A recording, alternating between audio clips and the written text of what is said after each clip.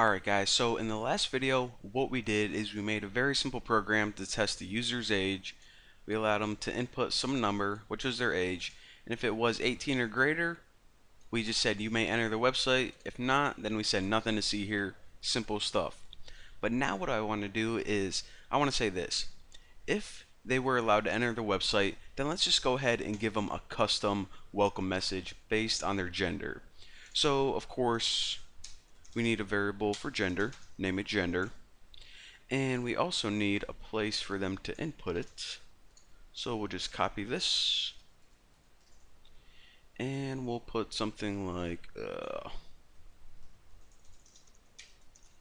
what is your gender, and make sure to give them options. We'll say M/F because, well, let me go ahead and type this so I don't forget. Gender %C.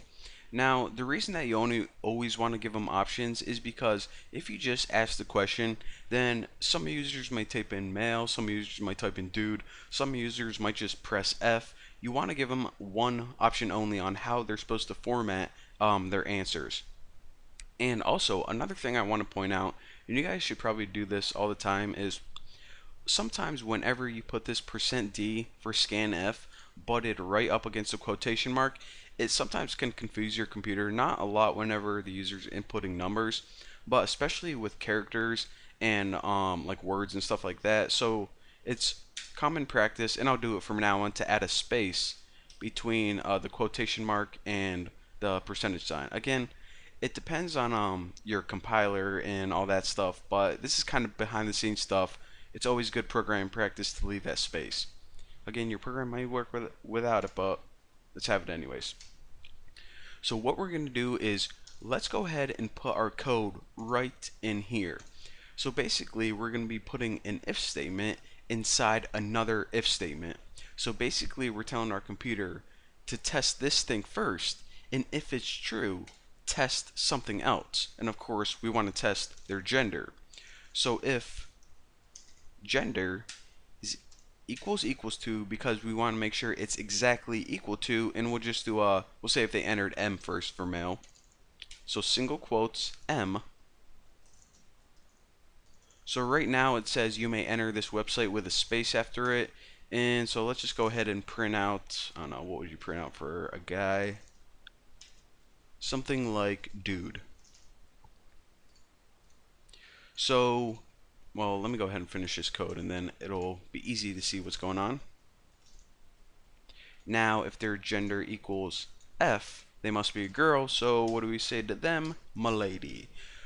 So basically, I'll run this program right now. Show you guys a quick example. How old are you? I am 27.